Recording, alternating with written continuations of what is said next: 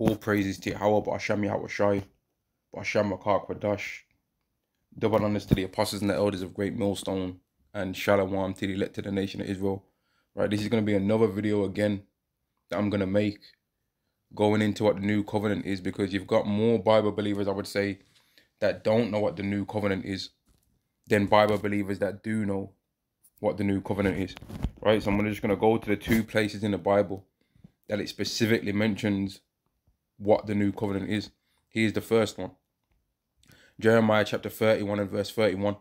Behold, the days come, saith Yahweh, that I will make a new covenant with the house of Israel and the house of Judah. Right now, in order to understand why there's a new covenant in the first place and why it's saying that there's gonna be a new covenant made with the house of Israel and with the house of Judah, you have to understand that initially, before this, that there was an old one. Now, for this lesson, I'm not going to actually go into what the old one was, but most people should know anyway.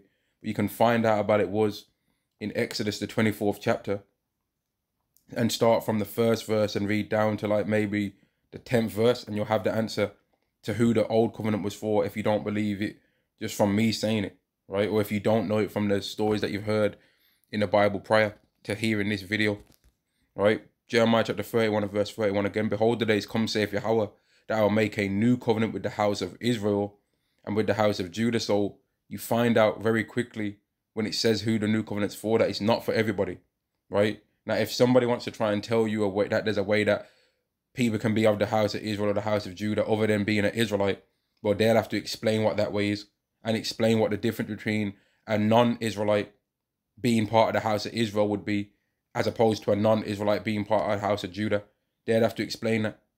Because according to Bible prophecy, we can show using several prophecies from Ezekiel, several prophecies from Jeremiah, right? Several prophecies from Isaiah, how the Israelites are going to be brought back together as one group instead of the split kingdoms during the time of Jeroboam and Rehoboam, right?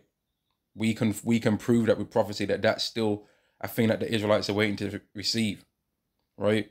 Verse 32, not according to the covenant that I made with their fathers in the day that I took them by the hand to bring them out of the land of Egypt, which my covenant they break, although as a husband unto them, saith Yahweh.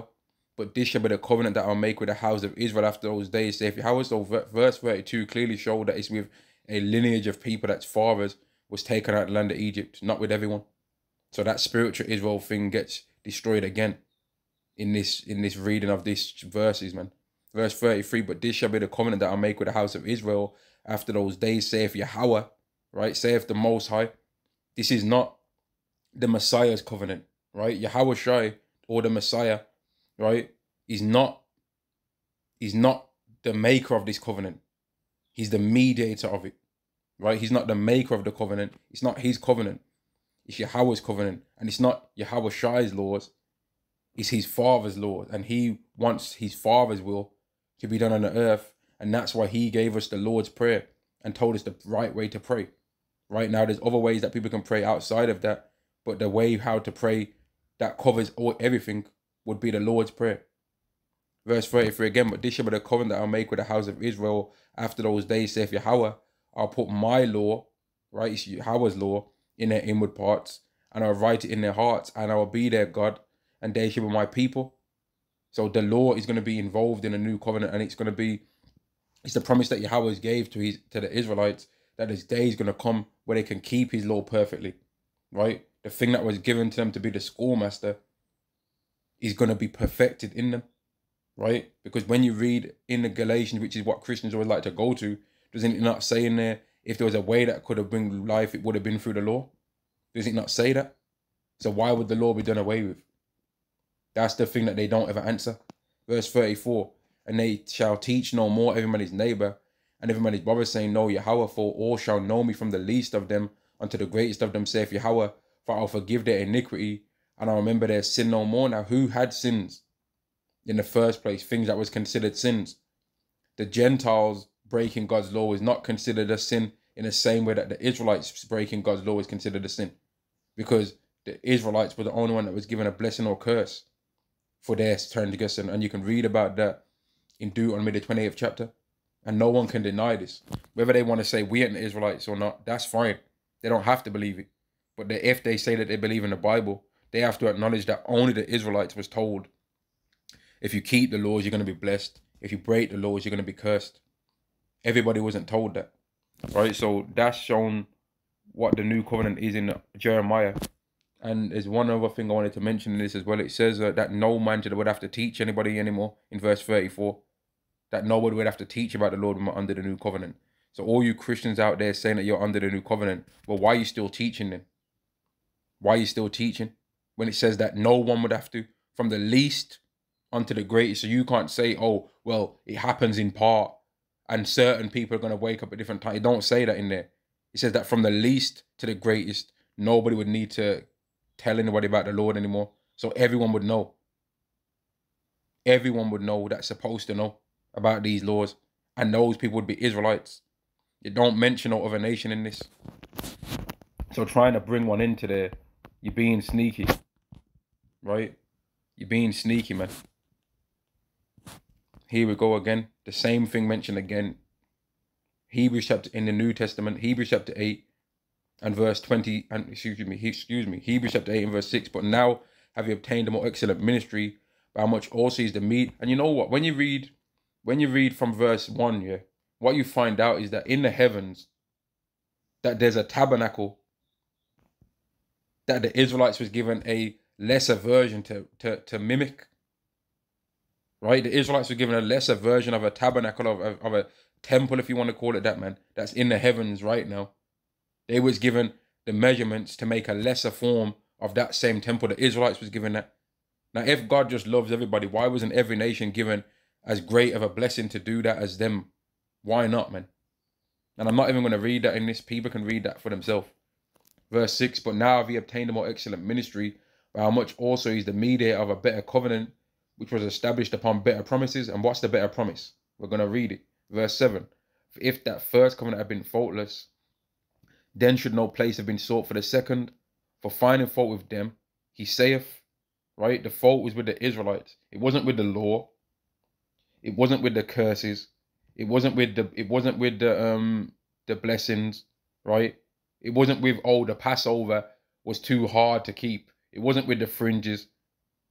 There wasn't a problem with being circumcised on the 8th day, right? There wasn't a problem with none of the laws. There wasn't a problem with the law of men having multiple wives.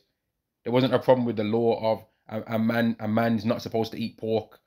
There wasn't a problem with the law of a man supposed to keep a beard on his face. There wasn't a problem with the law of don't bear false witness, right? There wasn't a problem with none of the laws. There wasn't a problem with you're not supposed to eat shellfish. The problem was the Israelites, right? Verse 8, for finding fault with them, he saith, behold, the days come, saith Yahweh, when I will make a new covenant with the house of Israel and with the house of Judah. So even though the fault was with the Israelites, Yahweh was still making a covenant with them. Because the thing that needs to be changed is the Israelites, right? Not with the nation that Yahweh is making a covenant with, because he's not changing that. He didn't say for finding fault with them, I'm going to just make it with everyone. It doesn't say that in there, right? It doesn't say, oh, because I found a fault with the Israelites, I've decided that I'm going to give it to his twin brother Esau instead. It don't say that. Edomites would wish it said that. And if it did say Edomite in there, with the house of Esau and with the house of Amalek, right? Then you think that anyone be talking about any of that grafted in talk that they say now? You think that that whole false belief of supersessionism would exist if it said Esau everywhere it says Israel in the Bible, and everywhere it says Esau in the Bible it said Israel? You think that they'd be trying to come up with all these things then? You think that they wouldn't know what John 3:16 really means then? That it means that God loves the world of the Israelites. But because it says what it says, they've lied. Right? Verse 9. Not according to the covenant that I made with their fathers in the day that I took them by the hand to bring them out of the land of Egypt, because they continued not in my covenant, I regarded them not, saith the Lord Yahweh. Right? For this is the covenant that I'll make with the house of Israel after those days, saith Yahweh. I'll put my laws into their mind, right? And write them in their hearts, and I will be to them a God, and they shall be to me a people. So it didn't change from what I read in Jeremiah 31. It didn't change. Verse 11, they shall not teach every man his neighbor and every man his brother, saying, know Yahweh, for all shall know me from the least to the greatest. So like again, Christians try and say that they're under the new covenant, but then they're breaking God's laws. They say that they're under the new covenant, but then they'll say that the law's in their heart because that's what they've been told to say, right? They'll say that they're under the new covenant, but then they'll say that they're a sinner still. They'll say that no one's perfect. But if you was under the new covenant, you would be perfect. And that's what they don't understand, man, because they don't really know what the Bible is talking about, man. And lies have to be a part of their doctrine. They have to lie, right? If you ask them, does it say in the Bible that God hates anyone? They will lie. Even though they know that it says in Romans 9 and 13 that God hates Esau, they'll lie. And then if you say, but what about Romans 9 and 13? Then they're going to change what they say again. Because what Christianity does, right, is they reveal things that's in the Bible based on who the individual that they're talking to at the time knows.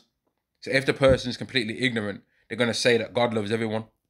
But if the person knows a lot in the Bible, then they're going to say, oh, well, when it says that God hates Esau, it just means he loved him less. But it's a lot less, isn't it? Because when you find out what the destiny of the Edomites is to be destroyed. And some Christians try and say that that's already happened. So that's a real lot less, according to even their own belief. It's so much less that he hates them. He loves them so much less that he hates them, man. Verse 11, and they shall not teach every man his neighbor and every man his brother, saying, know the Lord, for all shall know me, from the least to the greatest, for I will be merciful to their unrighteousness, and their sins and their iniquities will I remember no more. So people trying to bun out the Israelites all the time, saying they betrayed the Messiah, they betrayed the Messiah. Well, doesn't it say that God's going to forgive that? Isn't that what verse 12 is saying? That God's going to forgive it. He's going to forgive their iniquities, man. For I'll be merciful to their unrighteousness. Isn't that part of their unrighteousness? And their sins and their iniquities will I remember no more. He's going to forget when they was worshipping cows. He's going to forget when they was worshipping the serpent that Moses raised up. Right? He's going to forget when they sinned and caused for the Israelites to be kicked out of their own land. He's going to forget all the iniquities that they did during the time of the book of Judges. He's going to forget when they was begging to go back to Egypt to eat watermelon. Right? Which is it's funny that people try and laugh at so-called black people for eating more watermelon, right? But the Israelites really love watermelon. They love melon when you read about it in the Bible. So even in the way how people mock us in this world, it shows that we're Israelites. You don't see no J-Wish people getting mocked for eating watermelon, do you? But we can find loads of caricatures of people trying to mock us for eating watermelon. Pitch black images with a watermelon stuffed in their mouth. Just like how the Israelites loved watermelon and loved it so much that they wanted to go back to Egypt to eat that. So wouldn't that still be within them, that they like watermelon? So even in the way how this world mocks us, it shows that we're Israelites, man. The way how people used to say things, but they don't want to like to say it that much now, because then we'll use that as proof that we're Israelites. But how people used to say on comment boards, right, on all these videos about racial things, they'd say stuff like, how can one race take so many L's? Well, I'll tell you how, because they're cursed. And because in the book of Daniel it says no things that basically says in the book of Daniel, the 9th chapter, that the Israelites have received, no one's received more evil done to them than the Israelites, man. But this video is not even about that. It's just about what the new covenant is and who it's for, man. But every time I end up reading this, there's way more things that can be brought out, because it's a very important thing to understand, man. This is the hope. Anyone that says that they believe in the Bible, they should be hoping to be perfected, so perfect that they can keep every single one of God's laws forever. And in that, they'll receive everlasting life. And the only way how to get brought into this covenant is by believing in Yahushua, right? That's the only way. And the only way how you even have a chance of doing that is if you're an Israelite. And that's where people get emotional. But show me in the Bible where it says that the new covenant's for anybody other than Israelites. Show it. Show this. I'm going to read it again. Hebrews chapter 8 and verse 10. For this is the covenant that I make with the house of Israel. After those days, saith Yahweh, I'll put my laws into their mind and write them in their hearts. And I'll be to them a God, and they shall be to me a people. Show that. Don't get angry. Don't try and mention Abraham. Don't try and mention anything, no covenant that God made with the whole earth when he said that he wasn't going to flood the earth again. Don't try and show none of that. Show a covenant that says exactly this, but it just mentioned another nation other than Israel. It don't even have to be Esau. Show it with the Philistines. Show it with one of Abraham's other descendants, Ishmael. Show this covenant where it says instead of house of Israel, it says house of Ishmael after those days. Just show that. Don't get on a hype. Don't try and say, oh, nah, they're racist. They're saying that salvation is only for black people and all that. Don't lie. Show in the Bible where it says that the new covenant is mentioned to anybody else other than the house of Israel or the house of Judah. Just show it, man. If you could show it, you would. That's the thing. Because when you Christians get asked, show that God loves everybody, and you think that there is somewhere that it says it, you go straight to John 3:16. You always do it. But then when we go to Romans 9 and 13, you'll say, read it in the context, read it in the context. But there's only 12 verses before Romans 9 and 13, right? But there's 15 verses before John 3:16 that you Christians fail to read all the time, man. But then want to talk about context. They're just hypocrites, man. Right? And I'm going to say this again. All you Christians, if any Christian stumbles upon this video, show in the Bible. Just post it in the comment, man. Show where it says it. Show where it says what I'm going to read again. Hebrews chapter 8 and verse 10. For this is the covenant that I'll make with the house of Israel after those days, saith Yahweh. I'll put my laws into their mind and write them in their hearts, and I'll be to them a God, and they shall be to me a people. Just show where it says that to any other nation other than Israel. Just show it. Why don't you just show it, man? Show and prove, right? Just prove it. You like to try and prove everything else, right? You like to always run to the book of Galatians. Show in the Bible where it says that the new covenant is for any other nation other than the house of Israel or the house of Judah. Or if you say that Israelite can be in this, well then if you say that a Gentile can be in this, how does a Gentile become part of the house of Israel or the house of Judah? And what's the difference in a Gentile that's going to be part of the house of Israel what's the difference in a Gentile that's going to be part of the house of Israel or a Gentile that's going to be part of the house of Judah? Explain it. That's all you have to do, because even your own congregation doesn't even understand what you're talking about when it comes to this. You've got all these people that want to talk about the Israelites all the time, right? But you haven't even got a complete doctrine. You haven't got a doctrine that's complete, right? Your doctrine is not completed because there's certain Bible verses that you have to blag your answer to. And then if an Israelite asks you about it, you'll say, oh, well, what do you think it means? You tell me. No, you tell us. You've had 400 years plus to try and explain what the Bible is talking about, and supposedly had a doctrine, right? And had 2 billion plus people that believe in what you say. So why can't you explain it? Why can't you Christians explain why God hates Esau? Why can't you do it? We can. Why can't you Christians explain how Moses put his hand in his bosom, it came out leprous as snow, and then when he put it back in, it went back to the colour of the rest of his flesh? Yet when you look at all the Bible movies, they're always showing Moses as looking like leprous as snow to begin with. That would mean that that miracle wouldn't have been nothing, according to the movies that people make, right? Explain how people are trying to say that we're Hamites, right? That so-called black people are Hamites, yet we're the main people that believe in the God of the Bible. Nobody else on this earth believes in the Bible more than Negroes, Latinos, or Native Americans, man. Nobody else, especially the Negroes and the Latinos, man. The Native Americans, they believe in Yahweh, but they're a bit of a different tribe, man. They have made their own kind of belief systems that you can see that that they are the Israelites within them, but they've had more time alone to be able to create their own kind of culture that's loosely based on the scriptures, man. And that's why when people have lived around them, they've always came to the conclusion that they're Israelites. And when you even look at some of the languages that they have and some of the customs that they have, you see that they've fallen away slightly from the from the laws of the Bible and from the ceremonies of the Bible, man. But you can still see the remnant of that culture within them. If we're Hamites, as people want to say, how comes we believe in God more than everybody else? And how comes you can even find so-called black people that even believe in that false Messiah that Christianity teaches about more so than anybody else there? Because we're the Israelites, man. And I'm going to say this again. All you Christians that have got a problem with stuff like this, right? Don't get on no hype. Show it, man.